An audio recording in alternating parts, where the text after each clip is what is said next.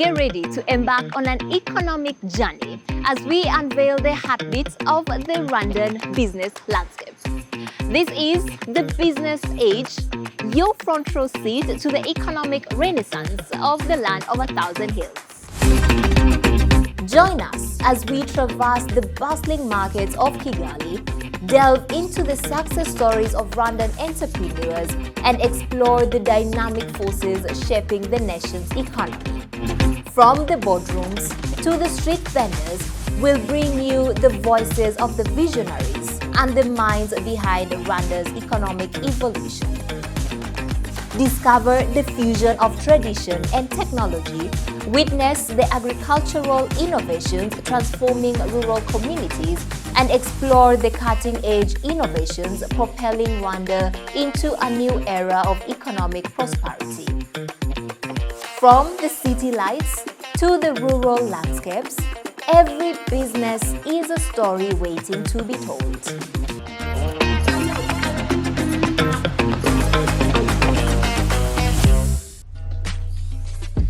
Hello there. Thank you for tuning in to RBA.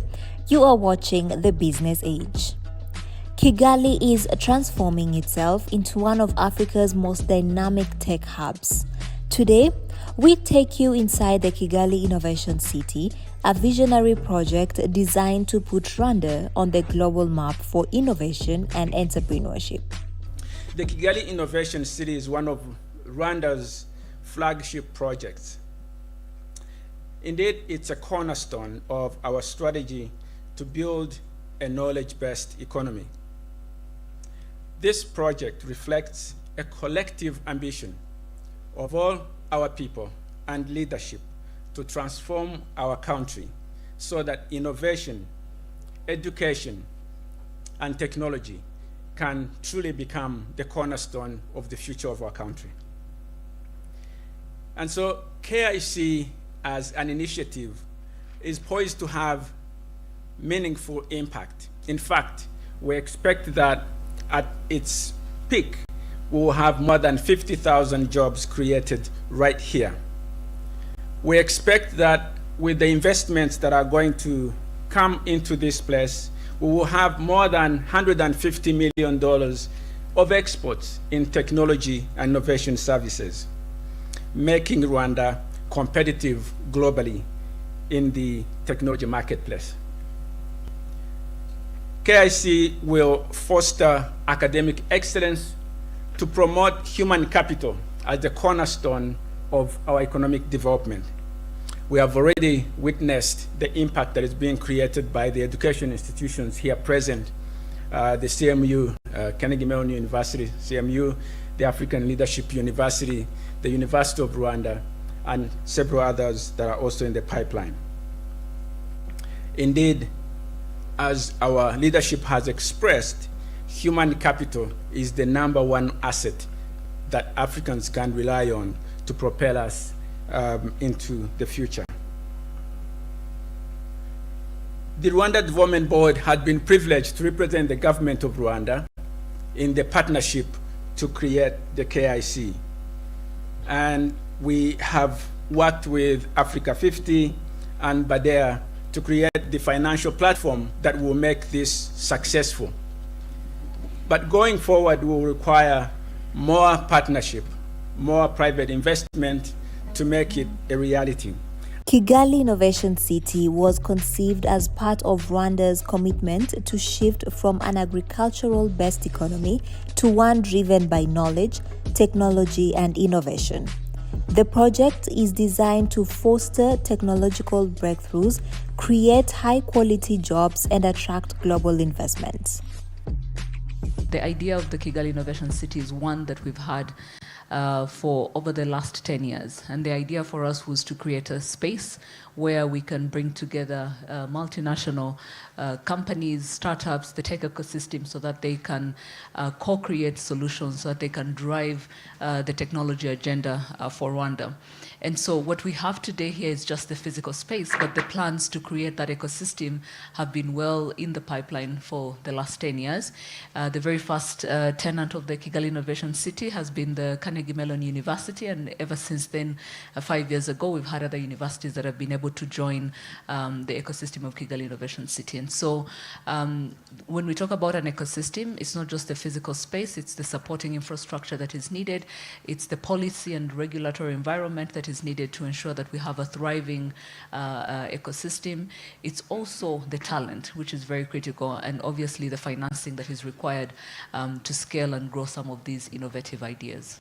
This ambitious project, supported by the government of Rwanda in partnership with Africa 50, will bring together educational institutions, research facilities, technology companies, and startups in one integrated ecosystem. So Africa 50's mission is really to accelerate infrastructure, bankability, and development on the continent, and to mobilize capital for infrastructure on the continent. And so, as an infrastructure investor and asset manager, with 32 African governments as our shareholders and the African Development Bank and 2 African central banks, we're here to support and partner both governments and the private sector in the execution of projects that are both impactful and deliver returns for our shareholders. So KIC is very much aligned with that. Key for us is, has government identified a priority and strategic sector or project that's going to deliver the returns and deliver development impact for the country, right? So that for us was a key aspect of why we have been working with the Rwanda Development Board and importantly with the Rwandese government.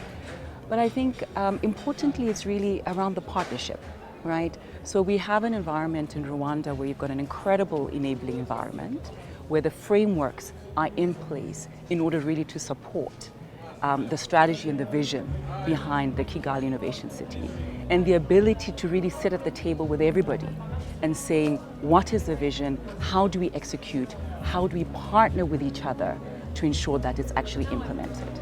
So let's just think about it in the fact that it's a seed, right? In the sense that it was a concept, literally blank sheet of paper to say, we want to build a smart city, we want to build a technology and innovation hub. How do we do it, right? So working with Rwanda Development Board as shareholders in the project on a public-private partnership. So we're coming in as part of the private sector, mobilizing and catalyzing capital from the private sector together with our government partners. And through that, being able to design and map out what it looks like. So the first step in this was getting to the master plan. What is the eventual vision of this? And then being able to bring on board, through a competitive process, what we call the construction company to make sure that they can actually implement. And then financing the infrastructure development and all the technical studies that got us here. Kigali Innovation City is more than just a business park. It is a thriving ecosystem for technology, innovation, and education. Spread across 70 hectares, this bold project is an essential part of Rwanda's vision and its strategy to transform the economy into a knowledge-based economy. It also houses top educational institutions and research centers. This ensures a continuous pipeline of talent and innovation. We speak to the director of CMU Africa. CMU started over a decade ago by the invitation of the government of Rwanda and the strategic vision to enable Rwanda to establish Rwanda as a leader in ICT across the continent. And so Carnegie Mellon University has a history of being leaders and innovators in the tech space. So this was at the beginning, a perfect match. And so our presence here, educating the next generation of tech talent in Rwanda, but also across Africa, because we have many students that come across the continent. We're talking about digital transformation. What is the role of education from where you are? Well, education is critical. It's everything in laying the foundation for that digital transformation talent. And so the education provides the students with the capabilities to serve as leaders and creators in the digital transformation, but also as the innovators. It's difficult to innovate if you don't have the technical competency. And so this is what we provide as an educational institution the technical knowledge so the students can go out and be the creators of technology. Rwanda is already seeing the economic fruits of its efforts. With over $300 million invested in Kigali Innovation City, the project is expected to create over 50,000 jobs and attract significant foreign direct investments. Innovation and technology are the future, right? Everybody talks about a knowledge economy. So how do you then have a knowledge economy without the technology and the innovation? So to me, this is really the foundation of it all.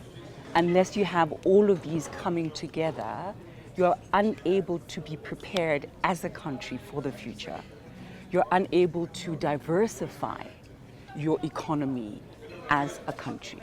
You're unable to build new industries, right? So the beauty about Kigali Innovation City is really around diversifying the economy, creating new industries, creating new sectors that our youth can drive, that our youth can be a part of for the future and for us to be competitive globally. We cannot talk about investing in infrastructure projects here on the African continent without touching on the de-risking components.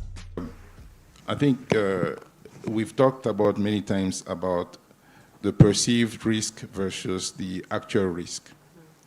And we do believe that in creating Africa 50, the founders, so African governments, the African Development Bank, and two African central banks, wanted to have an instrument that would enable this type of project to happen by de-risking those projects, meaning that by coming in early stage, working with the government, investing our own money, and then demonstrating to other investors that, you know, they can come here and invest, have impact, and make money.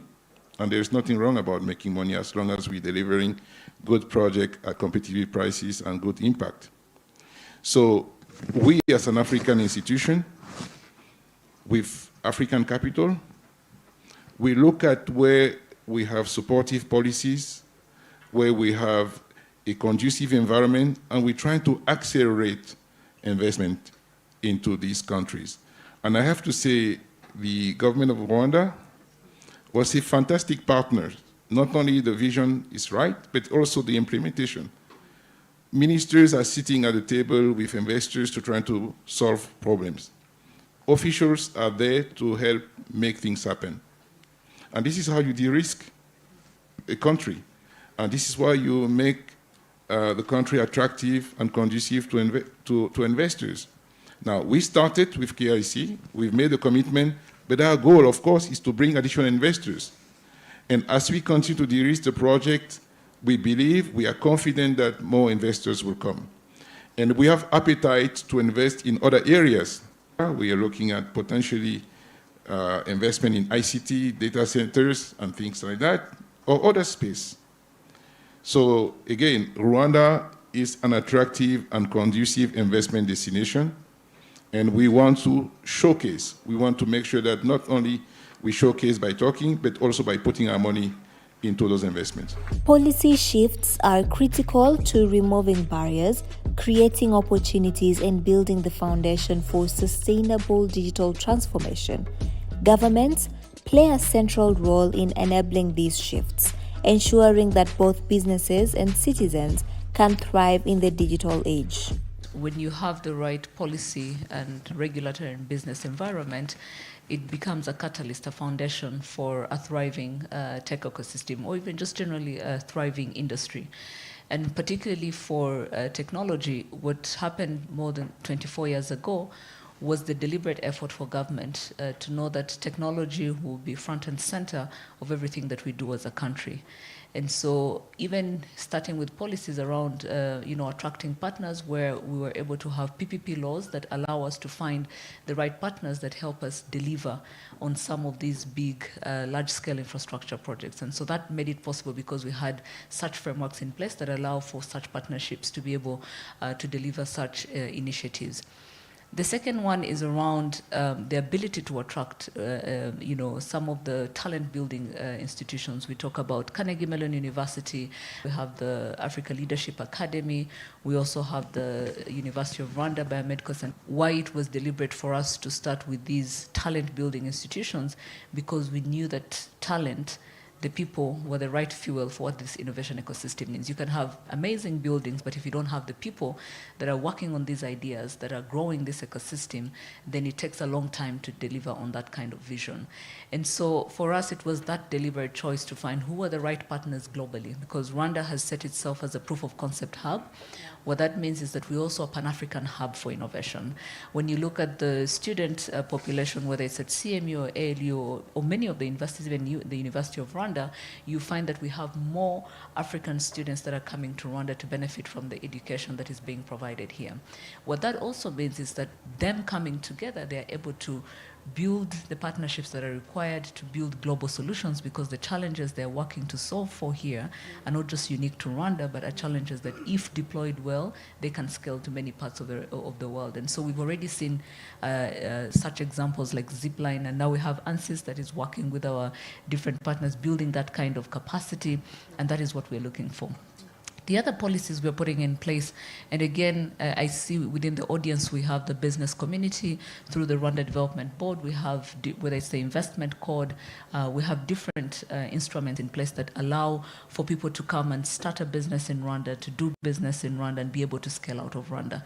But we also have a focus on startups, because startups are going to be the engine of this technology ecosystem.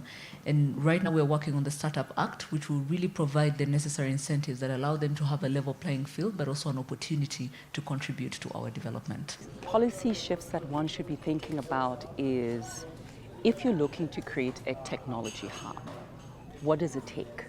Do you have the policies in place to be able to nurture startups, for instance? Do you have the technology do you have the frameworks in place, one, to attract investors to come into the country? And it could be as simple as visa requirements, right? Enabling and ensuring that you can facilitate fast access to visas. It's enabling the sort of policies in place to be able to fast track licensing, right?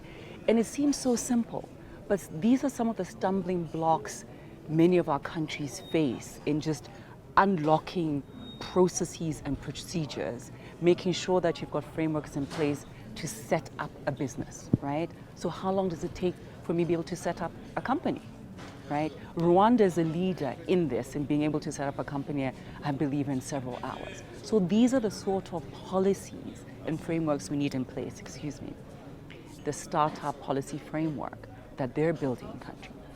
And to me, that is so forward-looking, right? It's really addressing what is it that we need as a foundation to make sure that this ecosystem thrives. And with any policy, it's one thing to have the policy, but it's important that that policy is adaptable and it's flexible and responsive to the needs of the investor. If we have one plea or request from CME Africa and just universities, is to reduce the barriers to interoperability of technology across the continent. So imagine a student team startup develops a technology in Rwanda. That team should be able to freely go to Kenya, Nigeria, Sierra Leone, anywhere in the continent, and be able to scale their technologies. And far too often what we see are just too many policies that stifle innovation, stifle the expansion and scalability of our innovation. So that's one area that we could do better. I would also argue that maybe mobility is too difficult to get from country to country. Now, Rwanda has done an excellent job in reducing visa barriers. How can other African countries replicate so that it's easier to travel across the continent? Young people play a pivotal role in driving digital transformation. Educating them is essential to harnessing their potential and ensuring that digital transformation is inclusive and sustainable. As a continent, we always talk about the youth dividend, right? We talk about the fact that Africa's population is growing and we need to tap into and capitalize on the youth dividend. but we cannot tap into the youth dividend if we're not educating the talent and ensuring that they've got the skills for the future. So what is exciting about KIC is you've got institutions here. You've got African Leadership University, you've got CMU Africa, Carnegie Mellon University Africa, that are bringing talent not just from Rwanda, but from across the continent as a whole, driving new innovations through AI, etc., which is wonderful.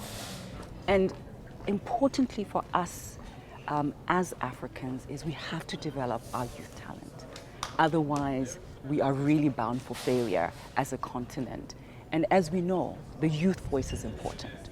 So ensuring that we've got the requisite infrastructure to nurture it, to develop it, and ensure that it's ready for the future and can compete globally is going to be important for us if we're going to succeed as a continent. We like to think that we are creating the tech talent that will go into feeding the innovation ecosystem in KIC. We also want to be thought leaders on the policy side as the government of Rwanda and others think about, for example, AI. What types of AI policies should Rwanda adopt? Being the tech leaders in AI and other disciplines, we also want to provide that thought leadership in that space as well. Over 700 students that have graduated in areas of information technology, artificial intelligence, and electrical engineering. We also currently have over 300 students enrolled in our master's degree programs. Now, when you think of CMU, think of it as one global institution. So many of our students on a yearly basis actually go to our Pittsburgh main campus to take courses and conduct research. And to us, that is also a testament of the quality that we're producing here, where they go to our main campus and are able to succeed and thrive in our main campuses. Artificial intelligence is a game changer across education, industry, and health sectors. But we want to avoid a scenario where Africa becomes another consumer of technology. That would just be another hopeless dependency. We want to position CMU Africa, Rwanda, Africa as a whole, to create technologies that not only are relevant to the local population, but that the world wants.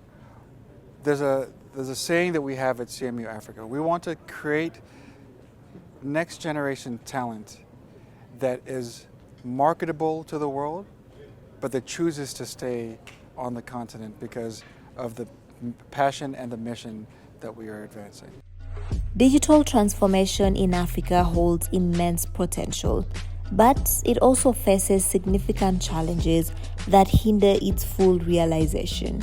These challenges vary and are deeply rooted in both structural and socio-economic factors. One of the challenges facing tech entrepreneurships is the intellectual property. We need to be able to protect the innovations that our talent produces, because IP is critical to convincing investors to invest. And so how do we, not only a Rwandan strategy, but a Pan-African strategy to protect the innovations that our tech leaders create, that are marketable across the continent and also the world. So cross-border collaboration is critical if we are going to advance this Pan-African vision. It's absolutely necessary. So what can governments and policymakers do to just make it easier for technologies to scale across the continent? And so we can develop the technology, we can educate the students, but at the end of the day, we need governments and policies to make it easy for cross-border collaboration. We need a paradigm shift in our African culture. It starts at the very early age of children. We need to promote a culture of scientific inquiry. When children at an early stage ask questions, in our culture, we need to encourage and promote the free intellectual thought. And far too often, across the continent, there's a tendency to maybe be too hierarchical, where the culture itself doesn't promote curiosity, scientific inquiry, asking questions. And so we need to question more and support those who are curious about why certain things are, because the people who are curious and ask the why question are typically the people that change the world. Well, that's one gap. The other one is just building soft skills, so networking. But again, it goes back to the culture of confidence in going up to someone who may be a CEO or a leader, and that person supporting an individual that may be coming up. Other skills gaps, I would say, in our understanding of technology at the deep fundamental mathematical level. So we need to strengthen our math skills, and we need to start much earlier, moving away from rote memorization to question asking. Again, scientific inquiry. Kigali Innovation City is a bold step forward for Rwanda and a beacon of what's possible when innovation, education, and entrepreneurship come together. Thank you so much for tuning in. You're watching The Business Age with me, Naringwa Fiona Muthoni.